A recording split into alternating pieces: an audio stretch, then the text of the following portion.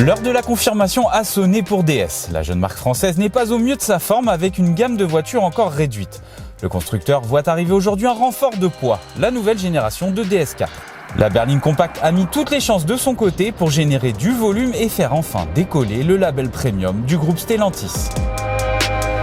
La française a-t-elle donc une chance de se faire une place en Europe? Nous l'opposons aujourd'hui à la patronne des berlines compactes premium sur le vieux continent, la Mercedes Classe A en version hybride rechargeable. DS semble presque calmer le jeu par rapport à ses productions précédentes en matière de style. La nouvelle compacte affiche un design sobre mais original, ponctué de quelques détails singuliers comme les poignées de porte affleurantes, les feux de jour en forme de Z ou encore une partie arrière très travaillée. Le chapitre du style peut être déterminant face à une classe A au look plus classique, mais bien rajeuni par la marque à l'étoile. L'allemande affiche moins de relief certes, mais son regard acéré plaît toujours autant à la clientèle. À bord, la philosophie bien distincte des deux véhicules est encore plus flagrante, notamment dans la française où on voit que le travail apporté aux matériaux est quand même un cran au-dessus par rapport à Mercedes. On a une planche de bord massive et surtout un travail différent des matériaux comme le guillochage, le point perle ou encore ces sièges en cuir façon bracelet de montre. C'est très qualitatif, il faut le reconnaître. Mais on a aussi quelques petites pointes de technologie, à l'image de ce petit écran de 5 pouces qui s'appelle le Smart Touch, qui permet tout simplement de piloter quelques raccourcis du système multimédia pour entrer sa destination. Par exemple, ça fonctionne plutôt bien. Alors c'est sûr que par rapport à l'univers techno de la classe A, on est quand même un cran en dessous, notamment si on jette un œil à l'instrumentation numérique de 7 pouces.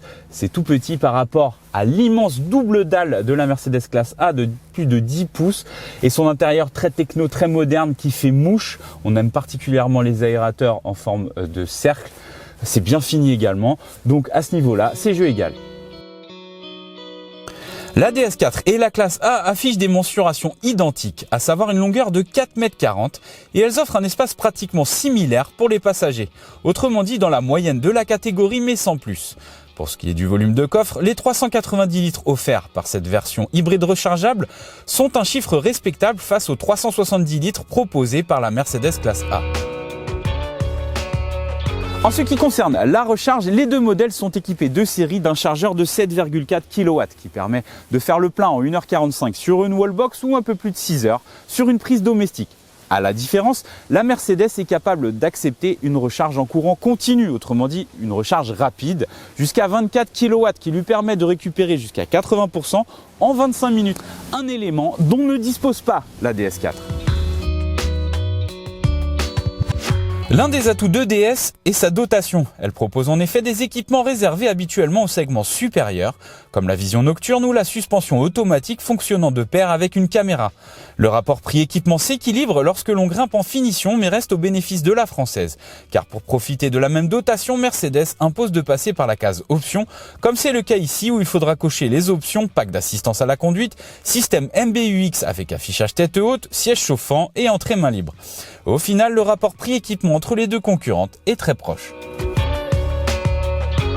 Le prix de la DS4 est supérieur à celui de la classe A d'environ 3 700 €. Un écart difficile à combler, surtout que la française affiche une consommation mixte officielle légèrement plus importante.